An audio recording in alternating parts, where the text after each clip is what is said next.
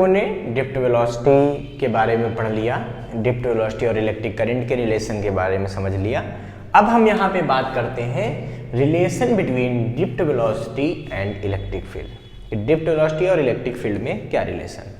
इसके लिए हम सपोज कर लेते हैं बच्चों, एक वायर है ऐसा जिसका क्रॉस सेक्शनल एरिया ए है और वायर की लेंथ क्या है, एल है। हमने इस वायर पे एक V पोटेंशियल डिफरेंस लगा दिया। क्या हमने अप्लाई किया, यहाँ पे V पोटेंशियल डिफरेंस इस वायर पे अप्लाई कर दिया, मतलब यहाँ से यहाँ का पोटेंशियल डिफरेंस कितना है, V। ठीक है, एक तरफ पॉजिटिव और एक तरफ निगेटिव पोटेंशियल है। तो आपको पता है प्लस से माइनस की तरफ एक इलेक्ट्रिक फील्ड यहाँ पे आ जाएगी। ये इलेक्ट्रिक फील्ड कितनी होगी, E, और E की वैल्यू जब जरूरत पड़ेगी तो हमको पता है E इज इक्वल टू क्या होता है, V/L। Electric field is equal to electric potential difference upon length. Potential gradient से फार्मूला आपको पता है। ये इलेक्ट्रिक फील्ड इधर लग गई। इस इलेक्ट्रिक फील्ड की वजह से जितने भी यहाँ फ्री इलेक्ट्रॉन, वैसे तो मैंने आपको समझा रखा कि यहाँ पे बहुत सारे पॉजिटिव आयंस भी होते हैं। अब हम पॉजिटिव आयंस नहीं बना रहे हैं, अगर आपको बहुत डीप में लेक्चर चाहिए तो आप जो है शुरुआत से इसको देखिएगा। तो ये बच्चों, ये सारे इलेक्ट्रॉन जो हैं उन पर एक इस तरफ एक फोर्स लग जाता है। किस वजह से, इलेक्ट्रिक फील्ड की वजह से। क्योंकि आपको पता है इलेक्ट्रिक फील्ड में अगर कोई नेगेटिव चार्ज है तो उस पर एक फोर्स लगता है। कितना लगता है, QV, और वो लगता है opposite to the direction of field. Electric field में नेगेटिव चार्ज पे फोर्स हमेशा opposite to the direction of field लगता है, इसलिए इलेक्ट्रॉनों पर फोर्स इस तरफ लग रहा है। जबकि पॉजिटिव आयन पे फोर्स इधर लगता है, बट पॉजिटिव आयन तो मूवमेंट करते नहीं है, तो उनकी बात करने से कोई फायदा नहीं है। तो इसका मतलब कि force acted at each electron due to electric field, इस इलेक्ट्रिक फील्ड की वजह से कितना फोर्स होगा भाई, तो ये होगा EE। फोर्स इक्वल टू होता है EE, मतलब QE होता था वहां पे, तो यहाँ पे स्मॉल e इसका चार्ज और E इलेक्ट्रिक फील्ड, ये आ गया। जब ये फोर्स लगेगा so acceleration of free electron, acceleration of free electron towards positive and,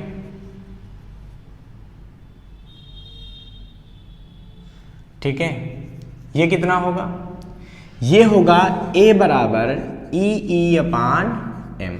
भाई एक्सेलरेशन इक्वल टू क्या होता है, फोर्स अपॉन मास। तो फोर्स कितना है, EE लग रहा है, मास कितना है, m है। किसका मास है, m, इलेक्ट्रॉन का। तो EE/m ये उसका क्या हो जाएगा, ये एक्सेलरेशन हो जाएगा। इस एक्सेलरेशन की वजह से इन इलेक्ट्रॉनों की स्पीड लगातार बढ़ेगी।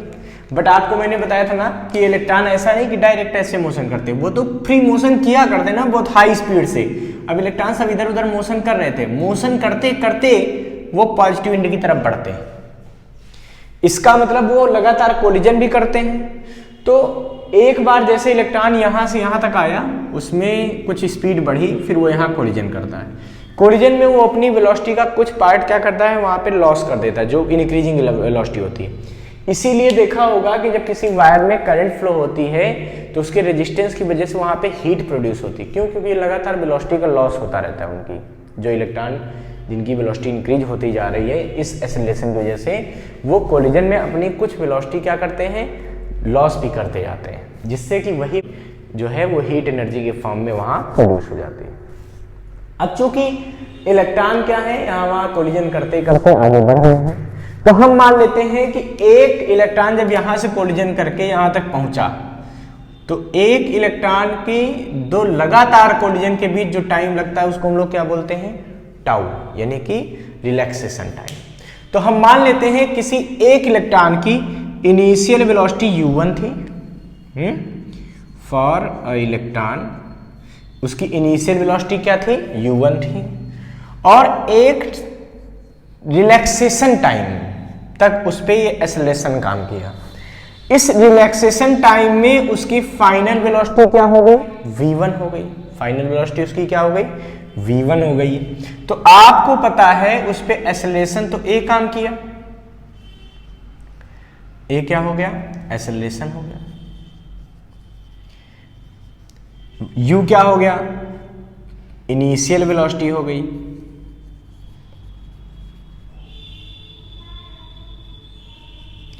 टाउ 1 क्या हो गया, रिलैक्सेशन टाइम हो गया,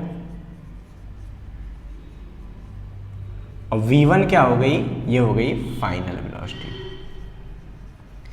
देखिए हमने बोला कि इतनी वेलोसिटी से इलेक्ट्रॉन मोशन शुरू किया और जब तक वो दूसरे से नहीं कोलिजन कर गया तब तक उसकी वेलोसिटी v1 हो गई उतनी देर में, क्योंकि उस पर एक्सेलरेशन काम करना था। तो आपको पता है कि v1 बराबर क्या लिख सकता हूं मैं, u1 a टाउ 1, v1 बराबर u1 प्लस a टाउ 1। ये तो पहले इलेक्ट्रॉन के लिए हो गया। ऐसे बहुत सारे इलेक्ट्रॉन है, मान लो इसमें स्मॉल n इलेक्ट्रॉन है। कितने इलेक्ट्रॉन है, स्मॉल n, ठीक है। तो सोचो बच्चों, फॉर सेकेंड इलेक्ट्रॉन अगर मैं बात करूं तो उसके लिए क्या हो जाएगा, उसके लिए हो जाएगा v2 बराबर u2 plus a tau 2। For third electron अगर मैं बात करूं तो क्या हो जाएगा, ये हो जाएगा v3 बराबर u3 प्लस a टाउ 3। इसी तरीके से dot dot dot for nth electron अगर मैं बात करूं तो क्या आएगा, तो आएगा vn is equal to un plus a tau n, ठीक है। इन वेलोसिटीज का जो एवरेज होगा फाइनल वेलोसिटीज का, वो किसके बराबर होगा, वही ड्रिफ्ट वेलोसिटी के बराबर होगा। तो सीधी सी बात है, यहाँ पे लिख देंगे so drift velocity, so drift velocity, ये क्या आएगा, वी डी इसको लिख देते हैं। ड्रिफ्ट वेलोसिटी किससे लिखेंगे, वी डी से। तो वी डी बराबर आ जाएगा v1 plus v2 plus v3 plus dot dot dot plus vn divided by n।